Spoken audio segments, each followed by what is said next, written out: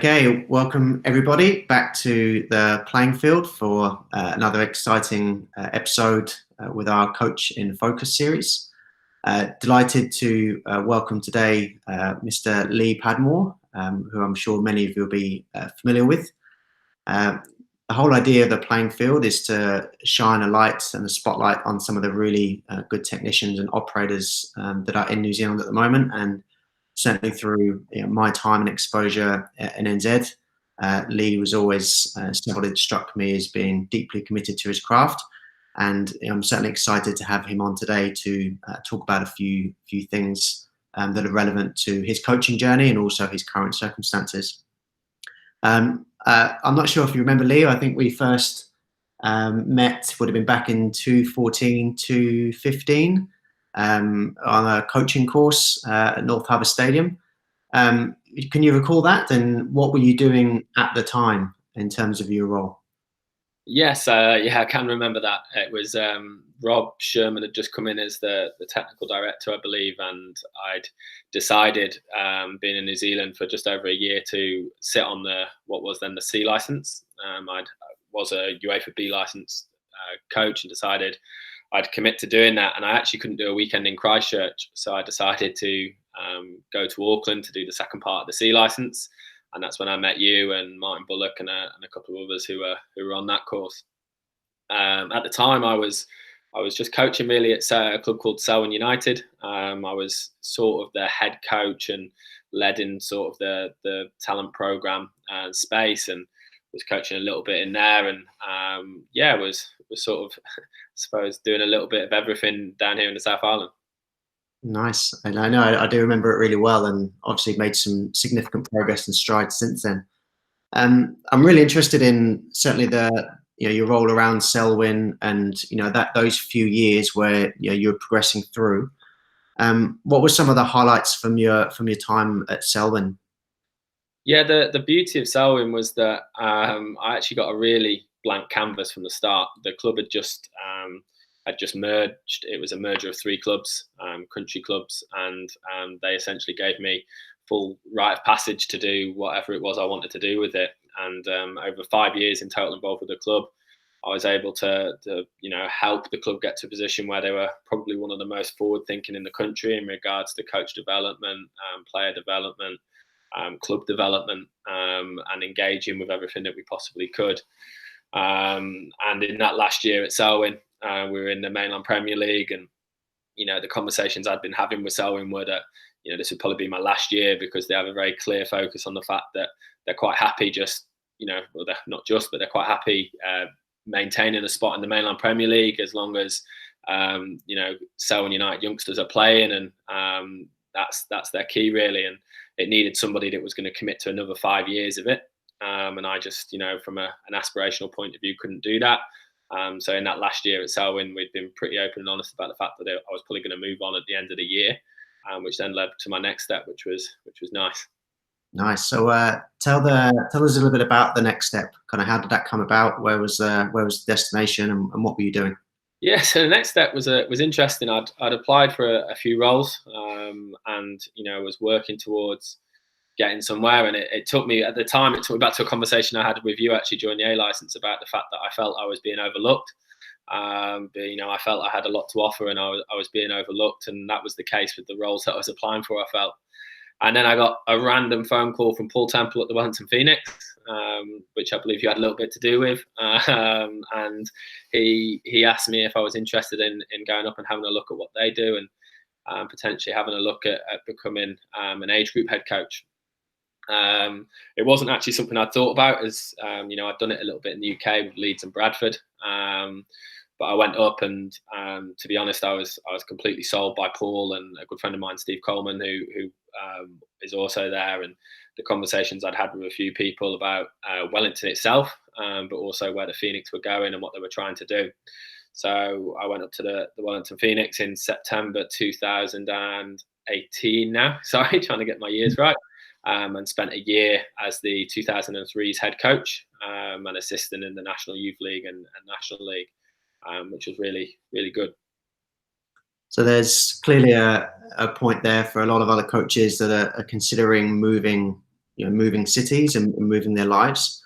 Was there anything that was deeply challenging around relocating from, first of all, Christchurch to Wellington?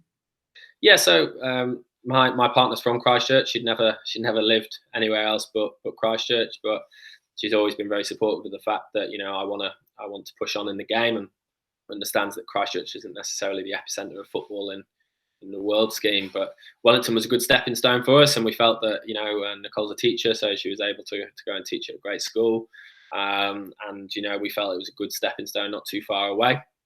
There's always the challenge of actually moving everything you own up to a different place, and you've got to sort of live by limited resources in terms of what you have in your house if you know that you're going to be moving on at some point.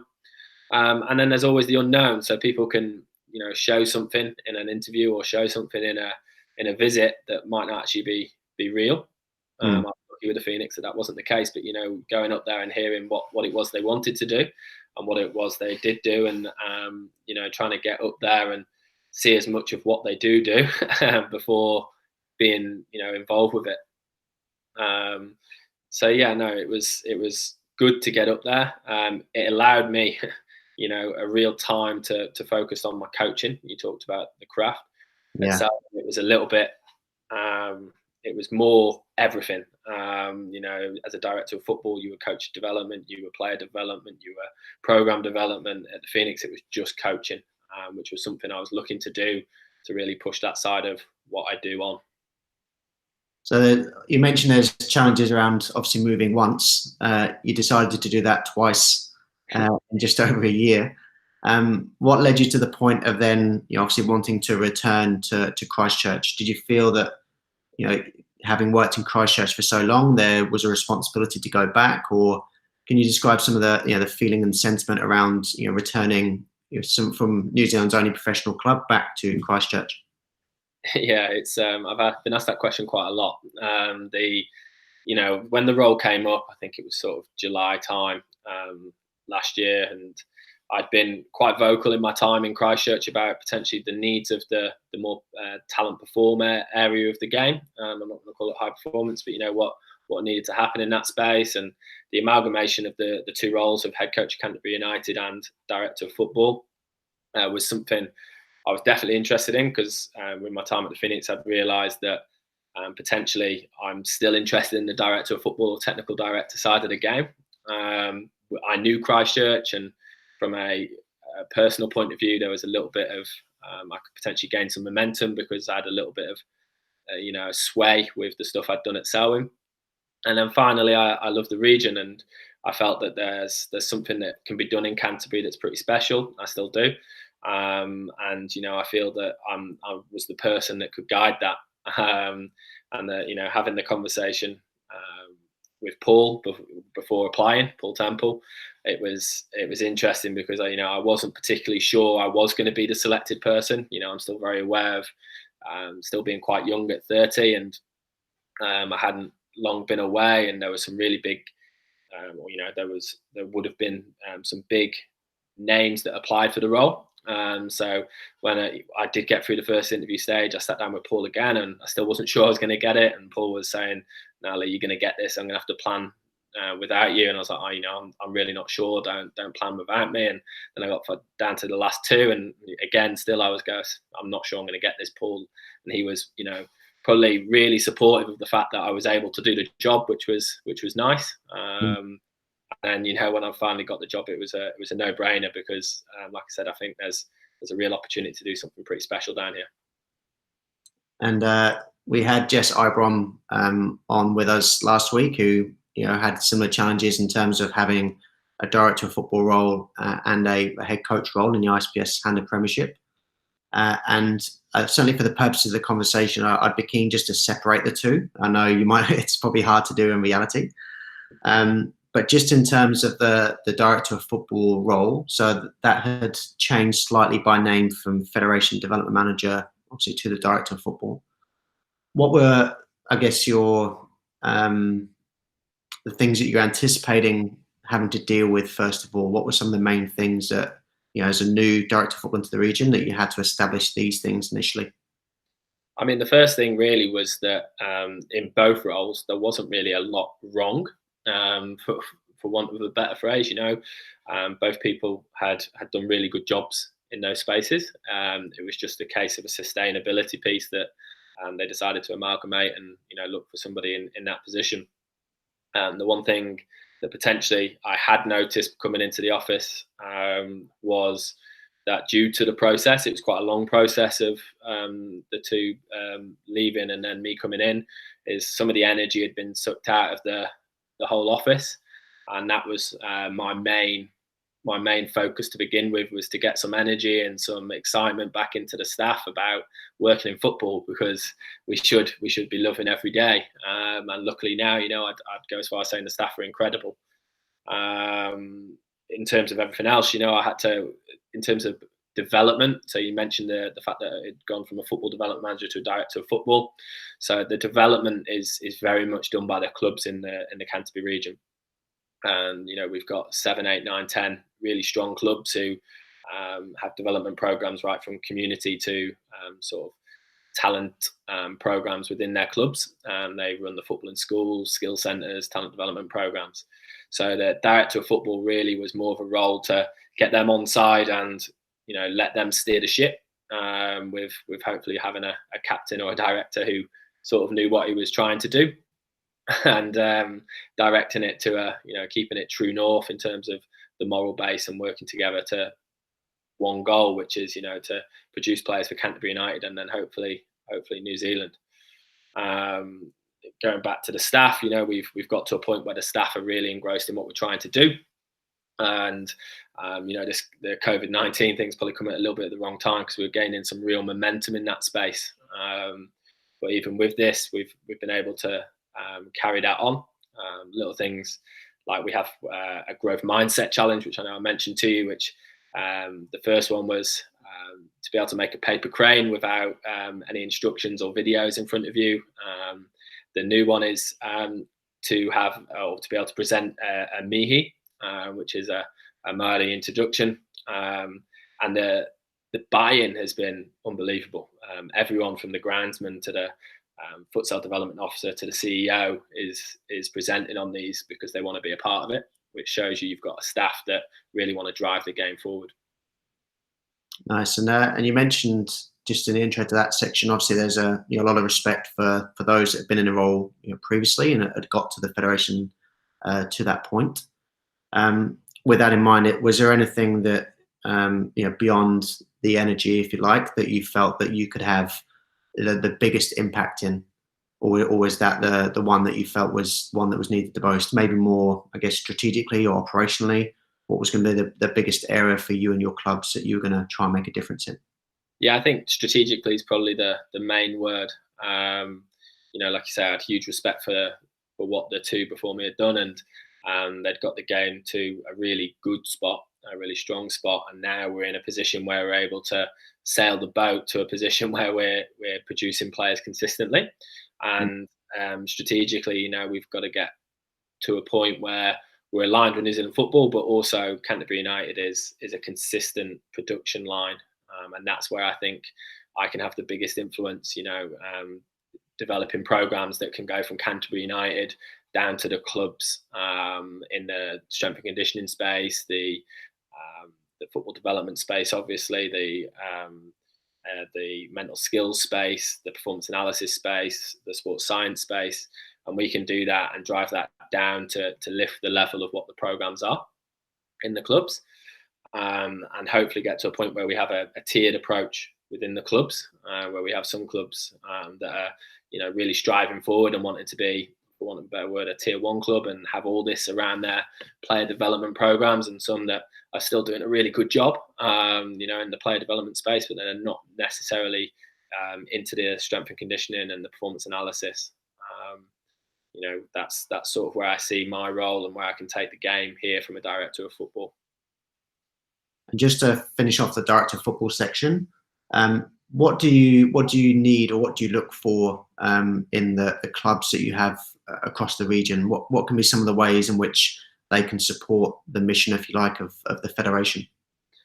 Yeah, and this is another interesting one with the the in-house staff, the FDOs, because a lot of the language when I first came in was about more.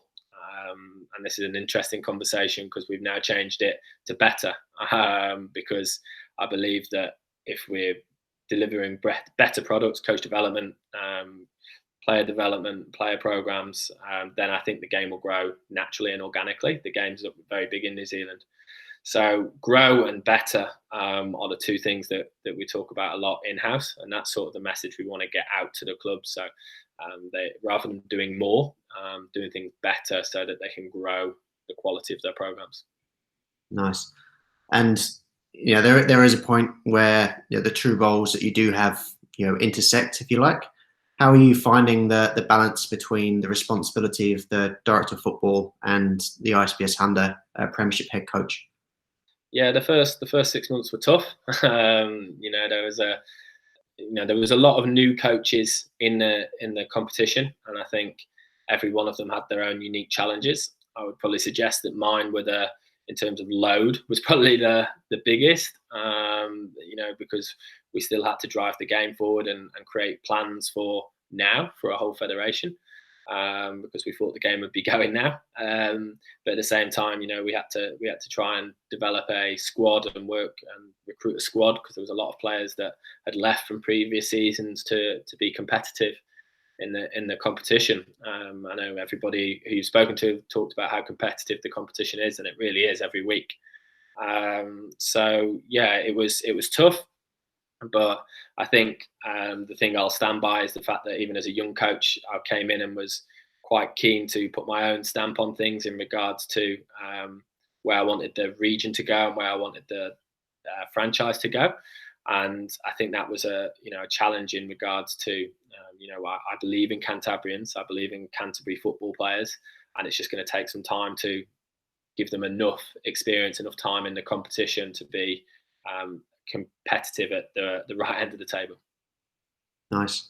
And again, you mentioned again your acknowledgement of the previous management in terms of the ISPS Hunter Premiership team. When you did come in, how much was there in terms of maybe player staff or coaching staff, left over, if you like, from the previous coach, or were you able to start almost completely afresh? Yeah, so the group before had been successful. They'd been consistent playoff contenders, and there was a strong culture in the changing room with the players, and there still is, which is a huge positive for Canterbury United. And there was probably 7 or 8 players that had moved on, either to other franchises or to different places, which was difficult because they were starting players and top end players for the franchise. We managed to keep hold of Joe Hall, who was assistant coach for Willie throughout his time here, and Joe adds real value both on and off the pitch, and understands the National League incredibly well. So it was a bit of a 50-50. There was half the squad had gone, but we'd maintained a lot of the off-field environment. And with the replacement of those 50% in terms of your recruitment, was there a deliberate strategy to try and source locally? Did you have to go out of the region? Did you have to go overseas? What was maybe the intention and then the outcome of the recruitment to fill those 50%? So it was heavily focused on recruiting locally. We had focused on that. We knew we'd need 1 or 2 from outside the region or internationally, and we brought in a couple from outside the region, or three in total. And what we found was, that although these players came in, was the players in Canterbury were just as competitive, and that's what we were trying to sort of develop, was that the players locally could be as competitive as bringing players from outside the region. So we wanted to develop, and we will still want to develop local players, and we'll still focus on that. And the first half of the season in particular, we were very competitive with a heavily local based team. The depth was probably a little bit of an issue for us to compete with the top teams, and that showed. But there were definitely times where we were really competitive with a 90% locally based team. What would you say, Lee, were some of the real challenge points that you had, as coach, during the season? I mean, results aside, were there any particular games or moments or periods of time that were of real struggle? Yeah, results are results, and you are judged on them, and that's where I'm very lucky in the fact that I had a really good board who were very aware of what it was I was going to try and do. I would say that the biggest issue I had probably was I probably strayed a little bit from being Lee Padmore at times, and I've massively recognised that. And it's funny because as a coach, I heard something with Ange Postecoglou not a long time ago about if the way you realise what you truly are in terms of the way you coach or your philosophy is if you have a game tomorrow and your career is on that one game, how you play and how you set up for that game is what your philosophy is. And I probably got swayed a little bit with outside noise about how the game was to be played, and that affected me. And that's something I've learned massively from, and I'll definitely be going into future seasons in terms of as a head coach of going, this is my way of playing, and this is the way we're going to play, and we don't sway due to outside noise at any point. And I'm sure that throughout the season there were successes for you, maybe both personally and also as a team as well of players. What would be some of the successes that you're able to find in the season? Yeah, some big successes. We beating Southern and Tasman both at home. Where it's nice to beat your South Island counterparts. We didn't get to play Tasman again, but then we had some good games against Eastern Suburbs away. First up, we got beat 1-0, but we were in the game right to the end, and probably could have nicked a point at the end for a set piece. Team Wellington in both games, we were very strong, and Scott was very complimentary of us and our effect on the game. And then there's other games that you go into where Southern United away, you're 1-0 up and you get a man sent off, and the football gods just aren't on your side at times. Unfortunately, that's football. And then lastly, there's players who've played a lot of minutes in the National League that wouldn't have done previously. Benji Lapsley, who played a lot at night left back for us, who unfortunately missed a lot of the season due to a concussion, but he wouldn't have played National League football previously, and having the pathway for someone like him to play National League football is what the franchise model for us is about. And obviously now with the enforced hiatus, what are some of the things that you're doing, more so as a coach to set you up for next season? What are some of the main areas that you're going to focus on? Yeah, I'm pushing myself in regards to, if you go back to your professional coaching model in that management space. There's definitely been a lot that I've learned over the past sort of 6-7 months in that management space, managing others, managing myself. So doing a lot of research in that space, but also just reflecting on what it was that I actually did, and communicating with the players in quite a bit of detail at the minute around that. And working towards what that actually looks like next season is a really interesting concept, because due to my time at the Phoenix, I'm very clear on how I want the game to be played, because all I did for a year was coach. But now the next challenge is to learn and implement management models, if you like, and really work in that space to push. If it is the head coaching role that I want to be for the next 30 years, then that's the space I've really got to work on. And maybe just to finish, what would be your final message, if you like, to your football stakeholders in the region around what there is to look forward to in terms of the future of both mainland football and Canterbury United? Yeah, I go back to those two words, I suppose: grow and better.